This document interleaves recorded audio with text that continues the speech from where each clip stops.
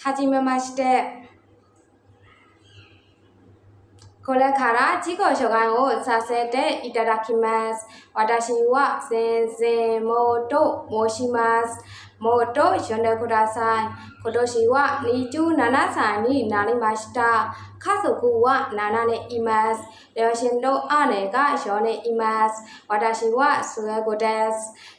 独身です。出身はマンダレーです。今、ヤンゴンに住んでいます。日本語のレベルは JMBT N4 を合格しました。今、N3 レベルと時々の看護を続けて勉強しています。趣味は音楽を聴くことと本を読むことで将来の夢は看護の仕事で看護知識と技術を学び、多くのお年寄りの方を支えることです。